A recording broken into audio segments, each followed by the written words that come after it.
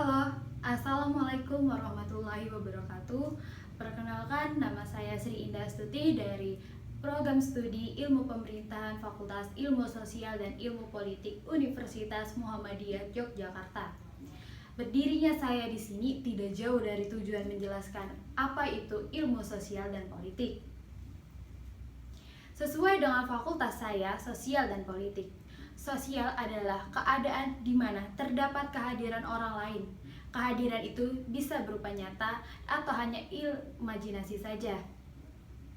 Sosial tidak jauh dari tindakan berinteraksi yang tergolong antar dua orang dan bisa saja lebih dari dua orang. Sedangkan ilmu politik adalah ilmu yang mempelajari politik atau politis atau kepolitikan. Politik adalah usaha mencapai kehidupan yang baik.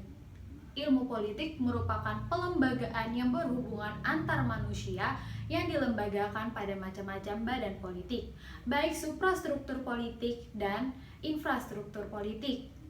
Ilmu politik dikembangkan oleh beberapa para ahli seperti Aristoteles pada tahun 384 sampai 322 sebelum Masehi dan ada Socrates dari tahun 469 sampai 399 sebelum Masehi dan Plato 429 sampai 347 sebelum Masehi.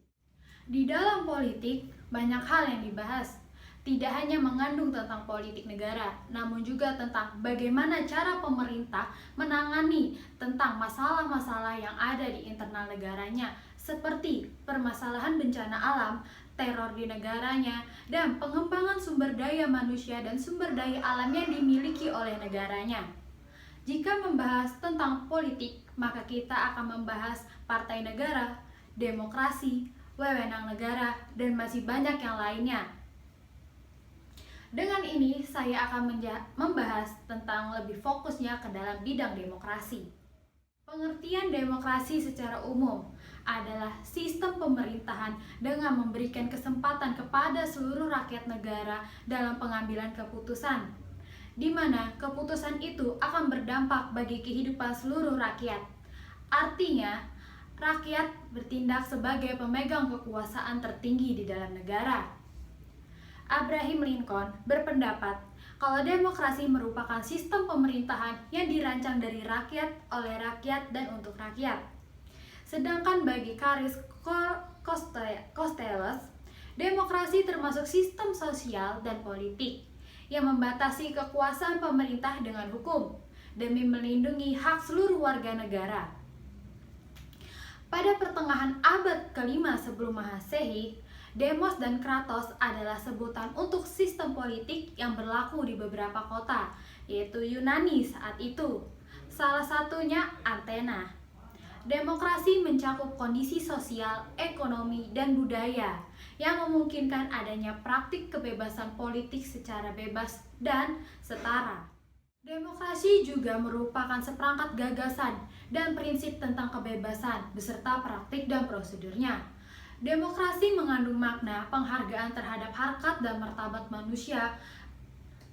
Bentuk demokrasi terbagi menjadi dua, ada sistem presidensial. Sistem presidensial adalah penyelenggaraan pemilihan presiden secara langsung melalui pemilihan umum atau yang disingkat pemilu seperti yang ada di Indonesia. Yang kedua ada sistem parlementer. Sistem parlementer menggunakan dua konsep, yakni kekuasaan eksekutif dan legislatif. Dalam sistem parlementer, kepala negara adalah seorang raja, ratu, atau presiden, sedangkan kepala eksekutif adalah seorang perdana menteri. Saat ini, negara yang menerapkan demokrasi parlementer yakni ada negara Singapura, Inggris, Malaysia, Thailand, Turki, India, dan Pakistan.